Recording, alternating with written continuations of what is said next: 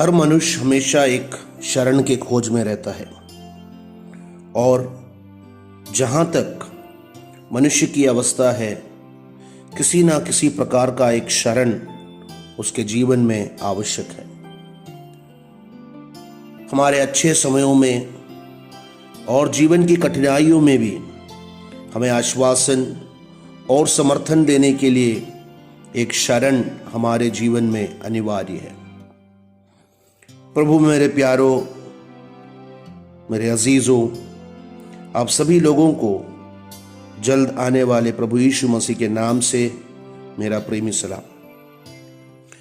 पिछले कुछ एपिसोड्स में आप लोगों के साथ परमेश्वर के वचन में से कुछ विचारों को प्रकट करने का मौका परमेश्वर ने मेरे जीवन में दिया। जैसे मैंने इस आरंभ में कहा, हर मनुष्य अपने जीवन में एक शरण की खोज में रहता है। एक परिवार के संबंध में पत्नी के लिए उसका पति उसका शरण है, बच्चों के लिए उसके माँ बाप उसके शरण है, और वो उस पर आश्रय इसलिए करते हैं क्योंकि उन्हें पूरा बोध है कि उनके जीवन की परेशानियों में, उनके जीवन की कठिनाइयों में वो उनके साथ रहकर उनके लिए एक सहारा ठहरेगा।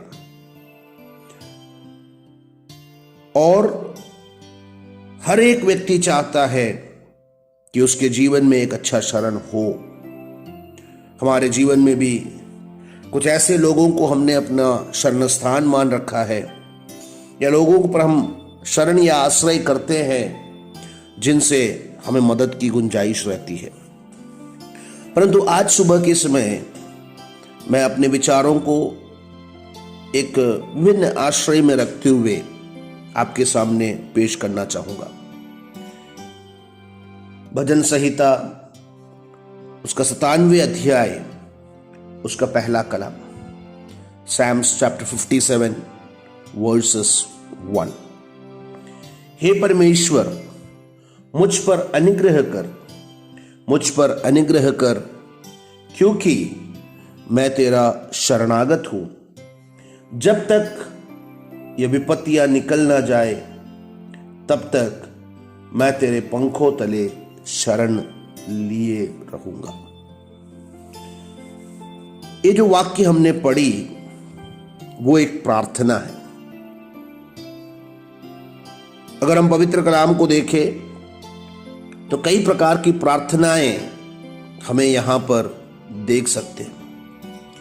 पिछले दिनों में मैंने आप लोगों के साथ एक प्रार्थना आपके साथ बांटा। वो प्रार्थना यह थी कि हे प्रभु, तू हमें लौटा लिया। परंतु यहां पर जो प्रार्थना हम पढ़ रहे हैं वो प्रार्थना एक शरण की अपेक्षा है। वो यहोवा परमेश्वर से कह रहा है कि हे परमेश्वर, तू मुझ पर अनुग्रह कर। दोबारा वो वही कह रहा है, मुझ पर अनुग्रह कर, क्योंकि मैं तेरा शरणागत हूं। वो यहां पर भजन संहिता का रचयिता अपना शरण स्थान परमेश्वर को बनाता है। अब मैंने इस वाक्यों को जब मैंने पढ़ा, जब इस भजन संहिता के शीर्षक पर मैंने अपना ध्यान लगाया, तो मैंने वहां पर देखा, वहां पर ऐसा लिखा है, प्रधान बजाने वाले के लिए अल तशहीत राग में दाऊद का मिक्ता, जब वो शाऊल से भागकर गुफा में छुप गया था। तो ये प्रार्थना एक राजा की प्रार्थना है, एक ऐसे राजा की प्रार्थना जिसके ऊपर परमेश्वर का अभिषेक होने के कारण उसका शत्रु उसे नाश करने की कोशिश में घात लगाए उसके पीछे आ रहा है। अब वो शत्रु कोई और नहीं परंतु वो खुद उसके पत्नी का पिता है। इस्राएल का पहला राजा शाऊल, जब उसे पता चला कि परमेश्वर की आत्मा मुझसे निकल गई है और परमेश्वर ने एक दूसरे व्यक्ति दाऊद को मेरे जगह पर इस्राएल का राजा ठहराया है, तो वह उस अभिषिक्त को नाश करने के लिए, उस अभिषिक्त के प्राण को ले लेने के लिए पूरी तरह से प्रयासरत होकर उसके जान के पीछे पड़ा हुआ है। परंतु ऐसी अवस्था में जब उसके जान के पीछे, उसके जान को खतरा है,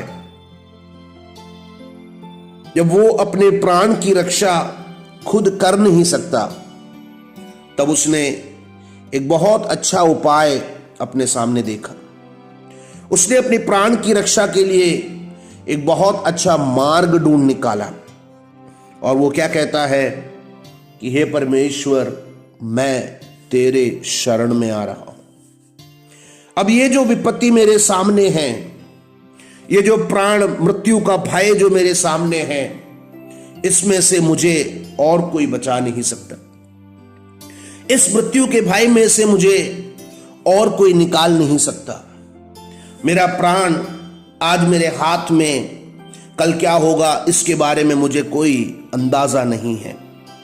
परंतु इतनी बड़ी समस्याओं के बीच में उसने एक फैसला किया कि मैं एक ऐसे जगह पर जाकर शरण लूंगा जहां मुझे कोई छू ना पाए। ऐसे जगह पर जाकर मैं अपना शरण बनाऊंगा जहां पर मेरे शत्रु मेरे पास पहुंच ना पाए। मैं एक ऐसे ठिकाने की खोज में निकलूंगा जो ठिकाना मेरे लिए चिरस्थायी हो और वो मेरे लिए हमेशा के लिए एक सहारा का केंद्र हो। अपने चारों ओर ढूंढा, ऐसा ठिकाना कहां मिलेगा।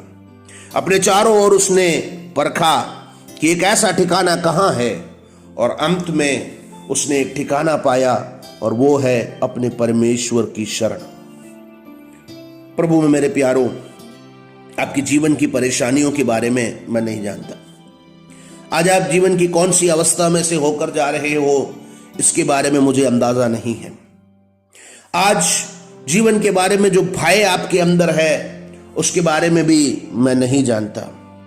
परंतु एक बात मैं बिल्कुल जानता हूं, आपकी अवस्था कोई भी क्यों ना हो, आपकी अवस्थाओं में आपका भय क्यों ना बहुत बड़ा हो, परंतु मैं एक शरण स्थान को जानता हूं, एक शरण देने वाले को जानता हूं, एक अच्छे सहारे को जानता हूं, और मैं आपको उससे परिचय करवा रहा हूं। विपत्तियों के बीच में, परेशानियों के बीच में, कठिनाइयों के बीच में जब आपके सारे शरण निकल गए हैं, तो मेरे प्यारों, आपके लिए एक शरण स्थान है। जैसे दाऊद ने कहा, वैसे आप भी कह सकते हो कि हे परमेश्वर, मुझ पर अनुग्रह कर, मुझ पर अनुग्रह कर, क्योंकि मैं तेरा शरणागत हूं। उसका अगला कलम, अगले वाक्य, और जब तक ये विपत्तियां निकल ना जाए, जब तक ये विपत्तियां निकल ना जाए, तब तक मैं तेरे पंखों तले शरण लिए रहूंगा। ये विपत्तियां कब तक रहेगी इसके बारे में मुझे अंदाजा नहीं।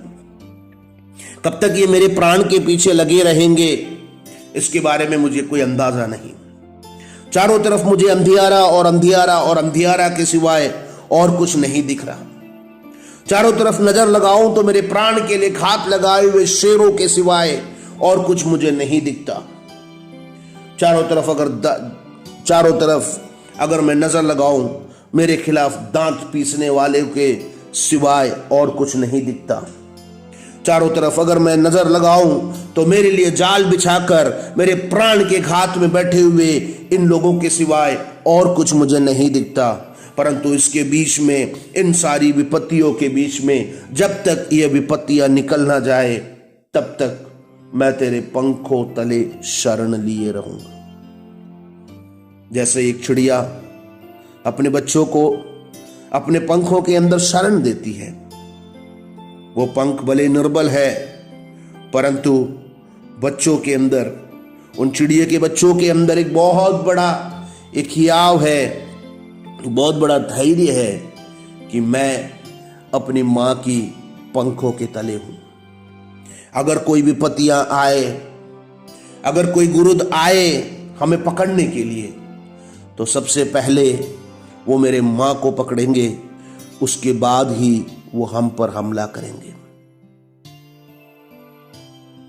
कुछ साल पूर्व मैंने एक कहानी किसी पुस्तक में मैंने ऐसे पढ़ा, जहां पर एक साधु संत व्यक्ति किस जंगल में से होकर वो किसी और जगह में सेवकाई के लिए जा रहे थे। अब जब उस सुनसान मार्ग में से जब वो आगे बढ़ रहे थे, तो उसने देखा कि पिछली रात उस जंगल में एक आग लगी थी, और उस आग के कारण वो पूरा प्रदेश जो है जला हुआ था। और जैसे वो उस जले हुए उस जंगल में से जब वो आगे बढ़ रहा था, वहां पर अपने रास्ते में उसने कुछ काला बड़ा सा पत्थर के समान कुछ पड़ा हुआ देखा। अपने हाथ में जो लाठी थी, उस लाठी से उसने उस पत्थर के समान जो चीज पड़ी थी उसको हटाकर देखा। जब उसने उसको हटाया तो उसके अंदर में से कुछ चिड़ियों के बच्चे जो है उड़कर अनंत विहार की ओर चले गए। वहां खड़े होकर उस संत ने परमेश्वर से कहा, पिछली रात में जब इतनी बड़ी विपत्ति इनके जीवन में आया, तो इस मादा चिड़िया ने अपने बच्चों को अपने पंखों के अंदर रख लिया। अब वो पंखों के अंदर रखकर इस आग में वो जलकर पूरी तरह से जल गई। अब एक कोयले का टुकड़ा मात्र रह गया, परंतु उसके पंखों के तले जो बच्चे थे, वो बच्चे उस पंखों के तले सुरक्षित रहे। मेरे प्यारों, मुझे सुनने वाले मेरे दोस्तों, मुझे पता है जीवन में आप ऐसे कई परिस्थितियों में से होकर आगे जा रहे हैं। जीवन में ऐसे कई सारी अवस्थाओं में से होकर आप निकल रहे हैं जो आपको पूरी तरह से जुझला रही है। एक ऐसी अवस्था आ रही है कि आपने भी अंदाजा लगा लिया है कि कल मैं जलकर भस्म हो जाऊंगा, कल मैं पूरी तरह से मैं राख हो जाऊंगा। परंतु आज सुबह मैं एक बार वापस आपको ही याद दिलाना चाहूंगा, उसके पंखों के शरण में आ जाइए, उस परमेश्वर के शरण में आ जाइए। उसने अपने पंखों को फैला दिया है। जैसे एक चिड़िया या एक मुर्गी अपने बच्चों को अपने पंखों के अंदर समा लेती है, वैसे इन विपत्तियों के बीच में वो आपको अपने पंखों के नीचे समा लेना चाहता है। आज दुनिया एक बहुत बड़ी समस्या में से होकर जा रही है। सभी तरफ लोग बड़े निराश और हताशा में हैं। कल क्या होगा इसके बारे में कोई अंदाजा नहीं, परंतु आज उसका पंख वो फैला रहा है। परमेश्वर अपना पंख फैला रहा है और वो कह रहा है कि हे मेरे पुत्र, हे मेरी पुत्री, हे मेरे दास, हे मेरे दासी, तू इसके नीचे आ जा, मैं तुझे शरण दूंगा। कब तक शरण दूंगा? जब तक ये विपत्तियां निकट ना जाए, जब तक ये विपत्तियां दूर ना हो जाए, मैं तुझे अपने पंखों के नीचे शरण दूंगा। वो हमारा शरण स्थान है, वो हमारा आशा का केंद्र है, वो हमारा सबसे बड़ा सहारा है। आइए इन समस्याओं के बीच में, अपनी परेशानियों के बीच में, अपनी सारी मुसीबतों के बीच में, आइए उसकी शरण में आ जाए। आइए उस पर हम अपना शरण स्थान को ढूंढें और कहे कि प्रभु, जब तक ये विपत्तियां निकल ना जाए, तब तक मैं तेरे पंखों के तले शरण लिए रहूंगा। सारे सहारे निकल गए, मेरी सारी आशाएं निकल गई, मेरे सारे जो शरण के केंद्र थे वो आज मेरे लिए एक शरण का केंद्र नहीं है। परमेश्वर, सिर्फ आप ही मेरा सहारा, आप ही मेरा भरोसा, आप ही मेरा ठिकाना। आपके शरण में आता हूं, मुझे संभालिए, आपके हाथों में समर्पण है। परमेश्वर के नाम की महिमा हो।